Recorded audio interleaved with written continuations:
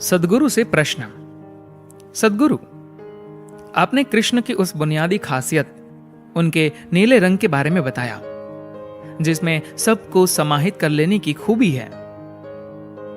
आखिर वो कौन सा तरीका है जिससे हम भी खुद को वैसे नीले रंग में बदल सकते हैं और किस तरह से उस नाजुक स्थिति में खुद को बनाए रख सकते हैं? सद्गुरु कहते हैं, ये नील वर्ण नाजुक तो बिल्कुल नहीं है। ये शरीर नाजुक है, ये संसार नाजुक है, लेकिन नीला रंग हरगिज नाजुक नहीं है। ये खुद को कायम रखने में, संभालने में सक्षम है। ये इस शरीर और दुनिया के बाद भी बना रहता है। हो सकता है कि कल को यह दुनिया खत्म हो जाए, लेकिन यह नीलिमा कभी खत्म नहीं होगी। तो जाहिर है कि यह नीला रंग बिल्कुल नाजुक नहीं है। अब सवाल उठता है कि यहां तक पहुंचने का तरीका क्या है? तो जिस दिन से आप ईशा योग कार्यक्रम में आए, उसी दिन से हम अलग अलग तरीकों से इस पर काम कर रहे हैं। पहले दिन से ही हम यही बताते आ रहे हैं, क्योंकि यहां सिर्फ एक चीज बताई गई है और आपको सिर्फ उसी के बारे में जानने की जरूरत है। आप सिर्फ उस एक को जानिए, उसे आत्मसात करने में ही सब कुछ शामिल है। यहां पहले दिन से ही हम जो कुछ भी कर रहे हैं, उसका मकसद आपको एक विशिष्ट अस्तित्व से एक समग्र अस्तित्व में रूपांतरित करना है। लेकिन आपका अहम लगातार विशिष्ट बने रहने की कोशिश करता है। विशिष्टता से समग्रता की ओर बढ़ना, पैशन यानी गहरे लगाव या जुनून से कंपैशन यानी करुणा की ओर बढ़ना ही असली मकसद है। करुणा को आप दया के रूप में मत देखिए। करुणा दया नहीं है, एक तीव्र भाव है जो सबको समाहित कर लेता है। जुनून या लगाव किसी एक सीमा या जगह पर आकर खत्म हो जाता है। इसे आप हमेशा के लिए नहीं रख सकते। जबकि करुणा समग्रता से भरी होती है। इसमें इतना ईंधन होता है जो इसे हमेशा ज्वलंत रखता है।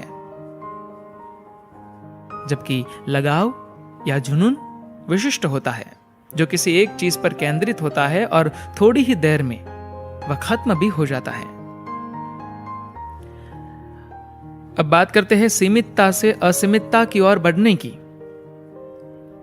अगर आपने समग्रता की अवस्था पाली, तो आप नीले हो जाएंगे।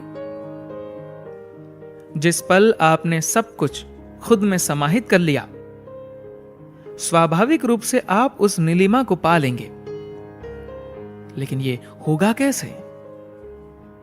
यह तभी होगा जब आप अपनी निजता की सारी दीवारें और सीमाएं मिटाकर समग्रता का स्वागत करेंगे, जो कि वास्तव में आप हैं।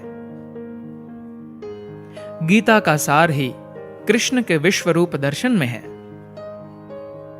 गीता के 18 अध्यायों में कृष्ण ने इतना कुछ कहा, लेकिन फिर भी अर्जुन लगातार उनसे सवाल पर सवाल करते गए।